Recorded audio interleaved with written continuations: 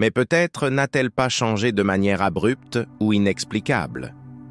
Peut-être que le voile est simplement tombé, révélant ce qui avait toujours été là, sous des couches d'attentes et de rôles joués. Peut-être a-t-elle simplement cessé de feindre, épuisée par l'énergie dépensée à maintenir une façade qui ne lui servait plus ou qui peut-être ne lui avait jamais vraiment servi.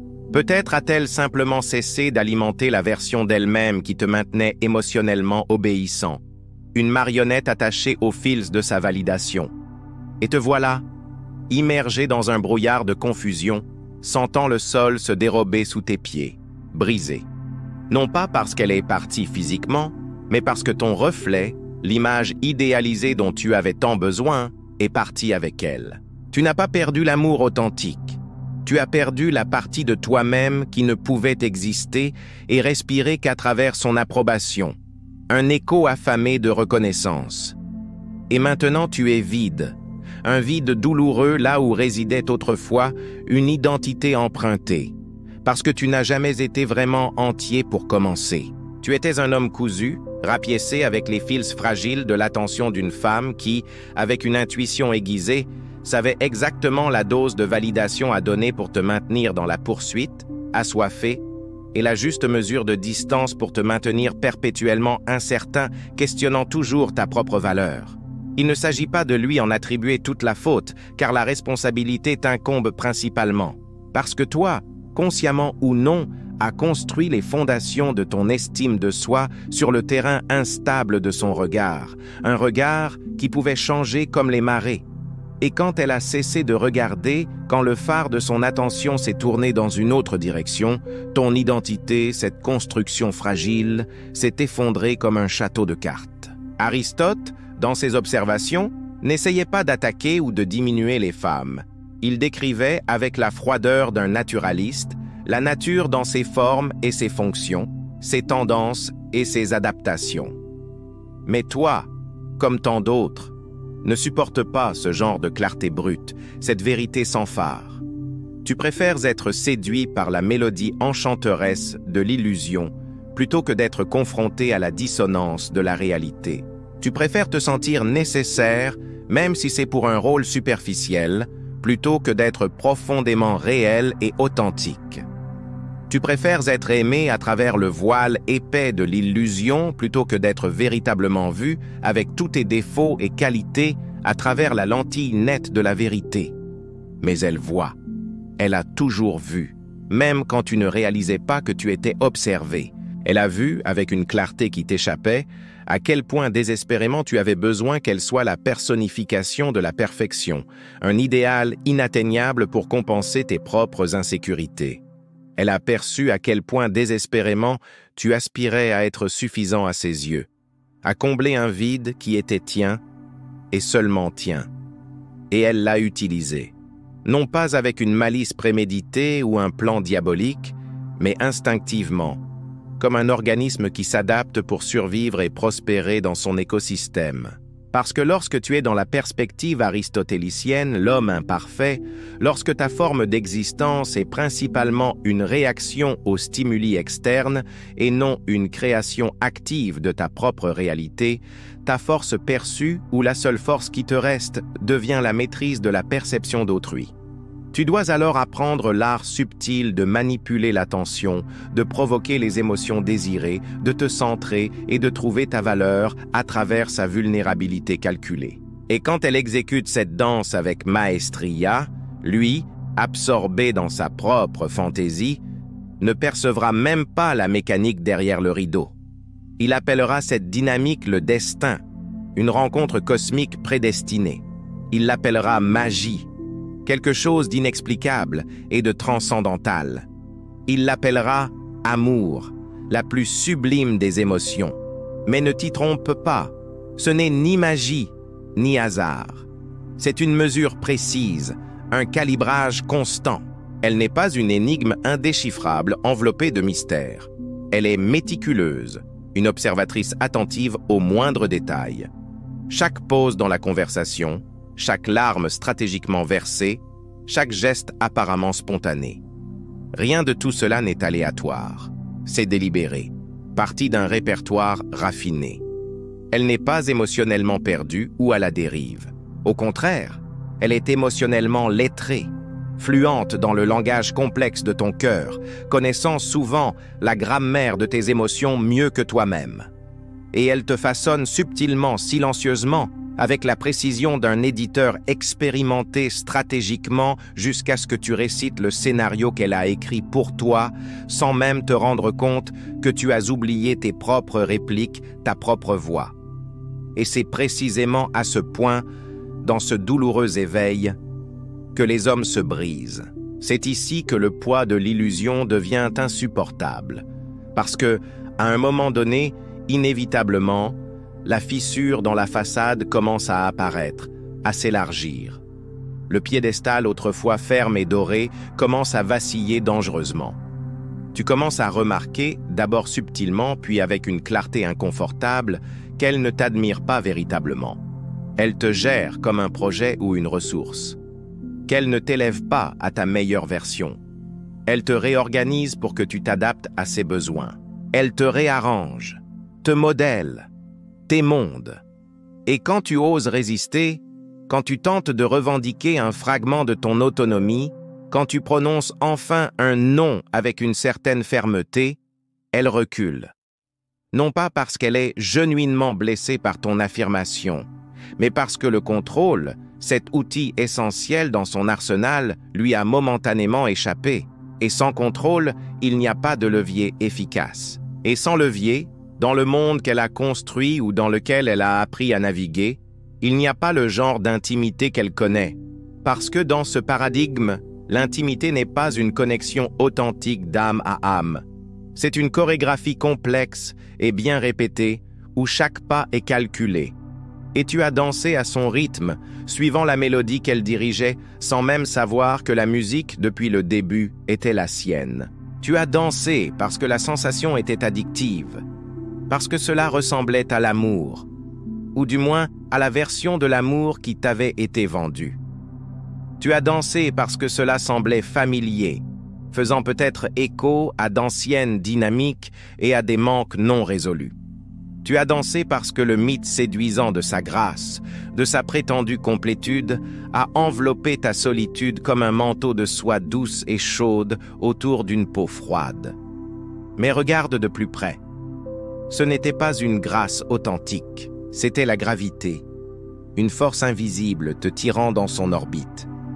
Tu n'es pas tombé amoureux, dans le sens d'une élévation mutuelle. Tu es tombé en orbite, tournant sans cesse autour de ses humeurs, de ses besoins, de son silence assourdissant, de ses réactions soigneusement calibrées.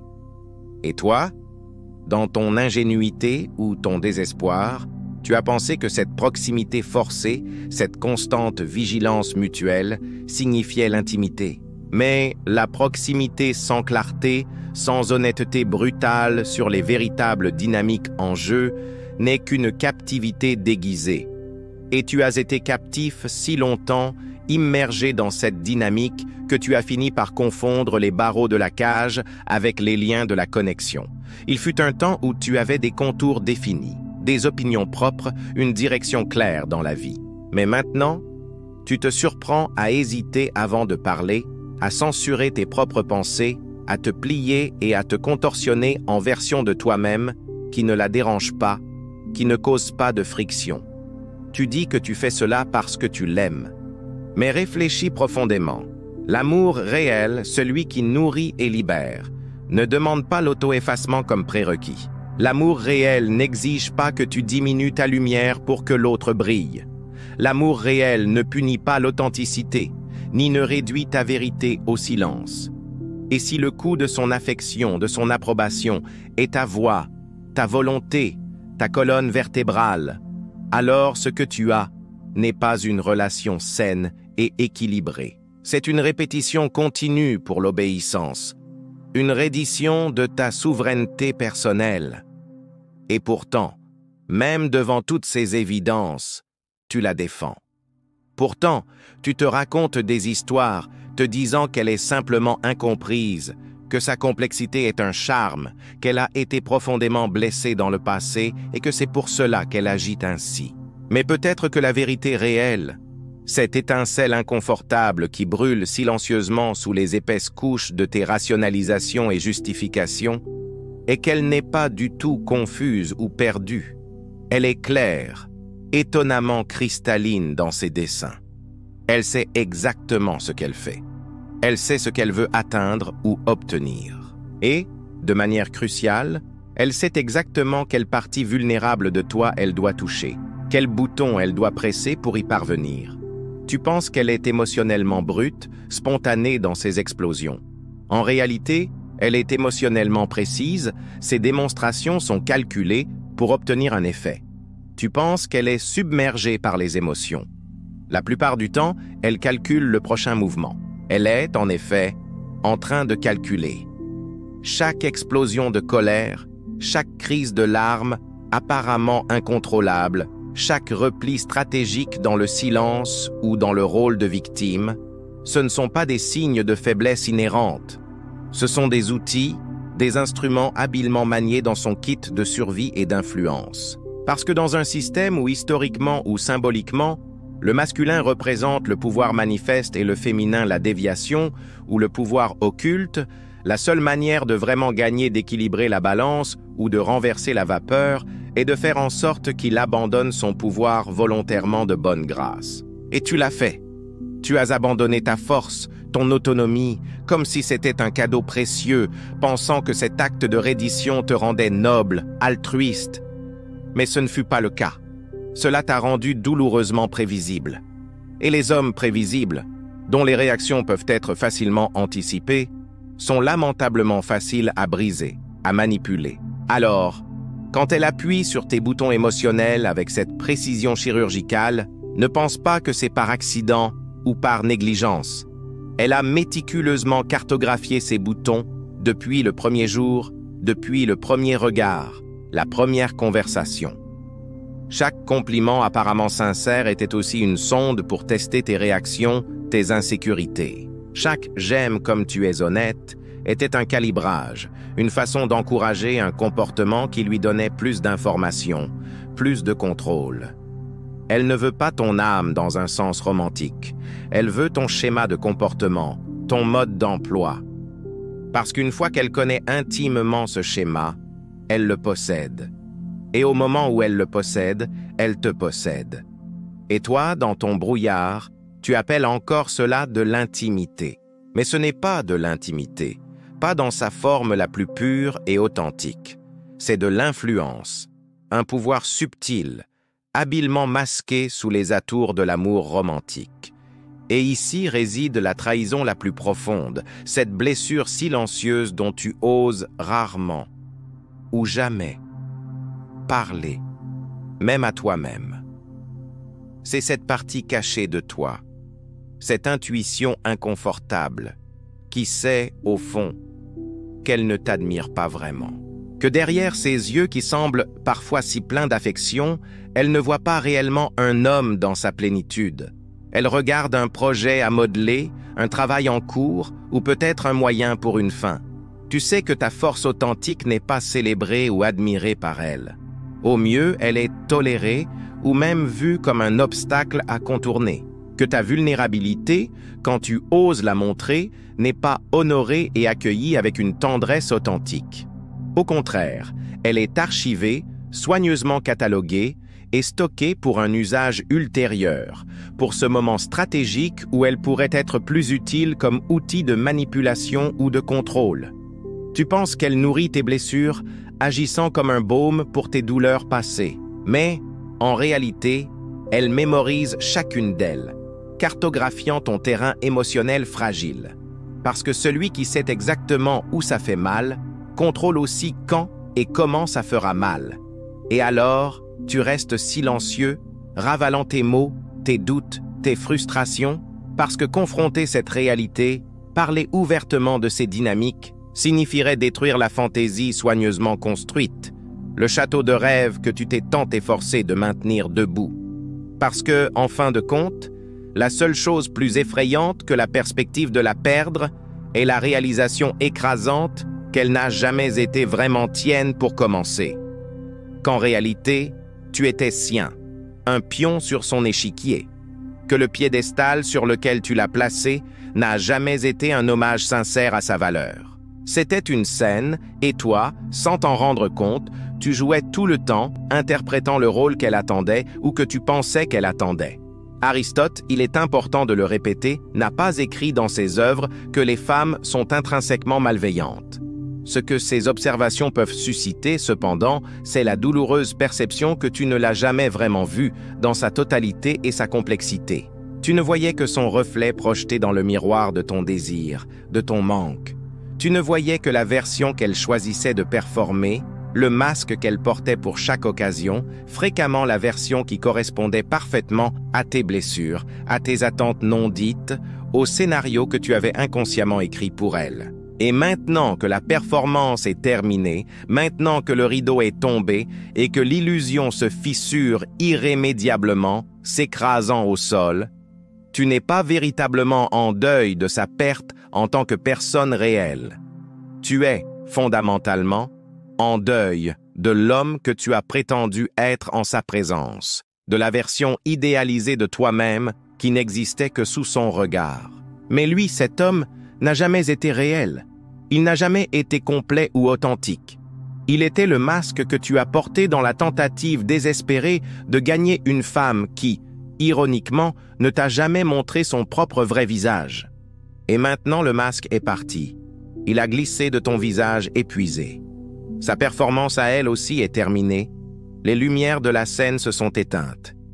L'illusion, autrefois si vive et réconfortante, s'est effondrée bruyamment. Et te voilà, debout, au milieu des ruines fumantes, non pas de l'amour véritable, mais de ta propre et élaborée illusion. Le rêve caressé qu'une femme pourrait te compléter, que son affection pourrait te racheter de tes péchés ou de tes défauts, que sa simple présence pourrait, magiquement, définir ou valider ta valeur en tant qu'être humain. Tout cela a disparu, balayé comme de la poussière. Et à sa place, tu sens la panique glacée monter le long de ta colonne vertébrale, le vide résonner dans ta poitrine, le poids écrasant de ta propre identité nue, te regardant en face sans les filtres colorés et déformés de la fantaisie.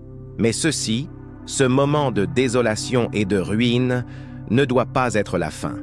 En réalité, cela peut être considéré comme un puissant commencement, un point d'inflexion crucial. Parce que maintenant, enfin, peut-être pour la première fois de ta vie d'adulte, tu es forcé de te poser la question que tu as passé ta vie entière à éviter, à contourner, à réduire au silence. Qui es-tu sans elle? Qui es-tu sans les béquilles émotionnelles qu'elle représentait, sans le flux constant de louanges ou de critiques qui modelaient ton comportement, sans le rôle spécifique que tu as joué pour te sentir un tant soit peu valable ou aimé? Que reste-t-il vraiment lorsque toutes ces couches externes sont enlevées? Et si la réponse initiale est un silence assourdissant, un vide effrayant, alors accueille ce silence. Ce silence est ta vérité la plus fondamentale du moment. Ce silence est ta fondation, le point zéro à partir duquel tu peux commencer à construire quelque chose d'authentique. Ce silence, aussi inconfortable soit-il, est la première chose genuinement honnête que tu aies ressentie depuis des années, libre des distorsions de l'ego ou des attentes des autres. On t'a appris, conditionné par la société, par la culture, peut-être même par ta famille, à être le héros d'une histoire qui, la plupart du temps, a été écrite par quelqu'un d'autre, avec d'autres intérêts. Mais et s'il n'y avait pas de grande histoire prédestinée? Et si la femme dans ta vie n'avait jamais été désignée pour être ton salut, ton sauvetage, mais plutôt un miroir implacable? Un miroir non pas pour refléter seulement ta force et tes qualités, mais principalement pour exposer tes peurs les plus profondes, tes insécurités les plus enracinées, tes manques les plus infantiles. Parce que la vérité nue et crue est. Tu ne l'as jamais vraiment aimé. Pas réellement. Pas dans son essence la plus pure. Tu as aimé la sensation enivrante d'être choisi, d'être le préféré, même si ce n'était que pour un temps. Tu as aimé l'évasion temporaire qu'elle représentait de ton propre chaos interne, de ton propre désordre émotionnel. Tu as aimé le confort dangereux de déléguer ton sens du but, ta validation en tant qu'homme entre ses mains à son jugement. Et maintenant qu'elle est partie, ou que la dynamique a radicalement changé, tu n'es pas véritablement brisé. Tu es, en revanche, douloureusement exposé, nu devant toi-même. Tu l'accuses, peut-être, en disant qu'elle t'a utilisé. Mais sois honnête avec toi-même. À quoi exactement l'as-tu utilisé? Tu en as fait le sens de ta vie. Tu l'as élevé au rang de ta boussole morale. Tu en as fait ton oxygène émotionnel, indispensable à ta survie psychique. Tu ne désirais pas véritablement un partenariat entre égaux, avec ses défis et ses concessions mutuelles. Tu aspirais à une permission. Permission de te sentir digne d'amour et de respect. Permission de te sentir nécessaire et important pour quelqu'un. Permission, par-dessus tout, d'éviter la plongée profonde et effrayante dans le travail intérieur, dans l'auto-analyse et l'autodéveloppement, un voyage qui pour beaucoup terrifie plus que n'importe quel cœur brisé ne le pourrait jamais. Mais elle, il faut le dire, n'a jamais signé de contrat pour être ta rédemptrice, ta sauveuse, ta thérapeute personnelle. Elle est simplement entrée dans le rôle que toi, avec tes projections et tes attentes, lui avais attribué et, étant adaptable comme elle l'est, l'a joué avec une compétence remarquable. Et maintenant, plus que jamais, les mots attribués à Aristote ou leur interprétation résonnent avec une clarté troublante. Les femmes ne sont ni des monstres calculateurs, ni des saintes immaculées, ni des déesses éthérées et intouchables. Elles sont, dans une large mesure, des miroirs complexes, souvent déformés par les injonctions de la biologie, par les pressions de l'évolution et façonnés par les stratégies de survie développées au fil des millénaires dans des structures sociales inégales. Non pas intrinsèquement brisées ou inférieures, mais construites différemment, avec des impératifs et des mécanismes différents.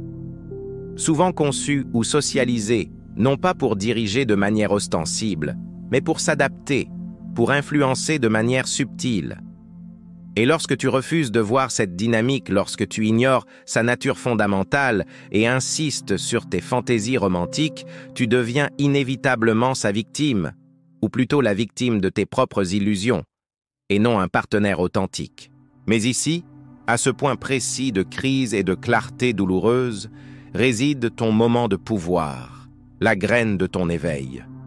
Lorsque tu cesses de voir les femmes comme des solutions magiques à tes problèmes internes, comme des béquilles émotionnelles ou des sources de validation externe, tu commences enfin à te voir comme ta propre solution.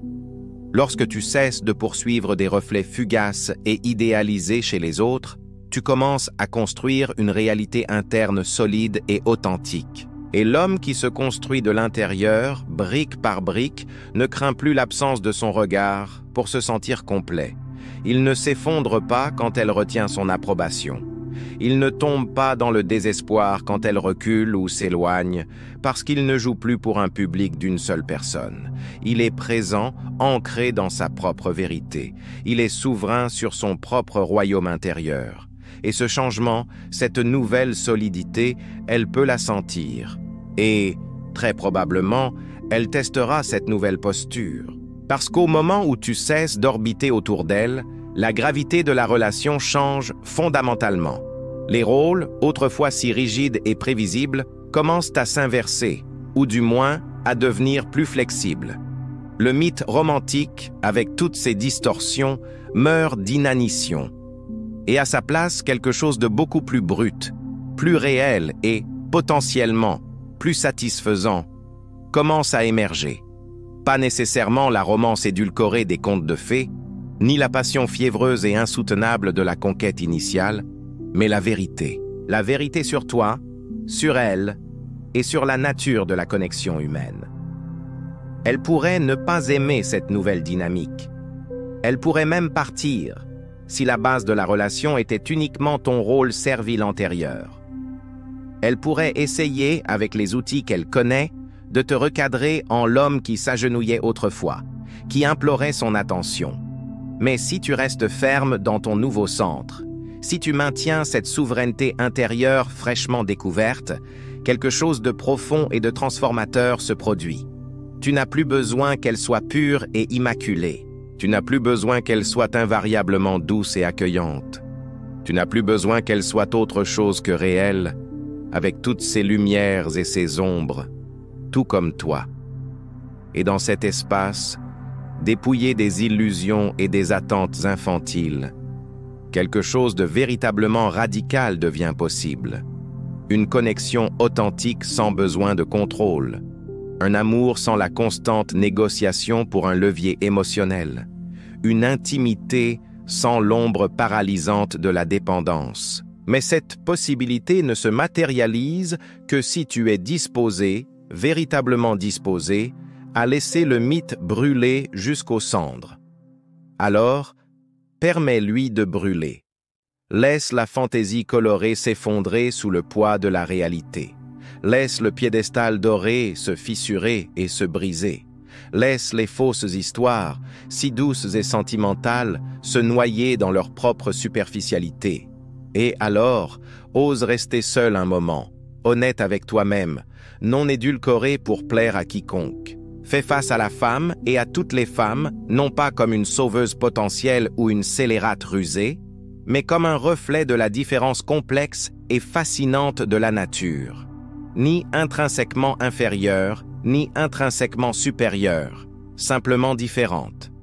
Parce que seulement lorsque tu n'auras plus viscéralement besoin d'elle pour te compléter, pour combler tes vides ou valider ton existence, seras-tu véritablement capable et prêt à, authentiquement, la rencontrer, et à te rencontrer toi-même dans ce processus. Si cette réflexion plus approfondie a brisé quelque illusion restante ou a ouvert encore plus tes yeux sur les dynamiques cachées, ne garde pas cette perception uniquement pour toi. Aime la vidéo, car cela nous aide à toucher plus de gens. Partage-la avec quelqu'un qui, selon toi, a besoin d'entendre ce message et, le plus important, laisse ton commentaire ci-dessous sur ce que tu en penses. Ton opinion est précieuse. Abonne-toi dès maintenant à la chaîne Alchemystery pour avoir accès à plus de vérités brutes, sans détour et sans filtre, que tu trouveras difficilement ailleurs. Chaque contribution, chaque abonnement, chaque commentaire maintient vivante la flamme de la vérité et nous pousse à continuer.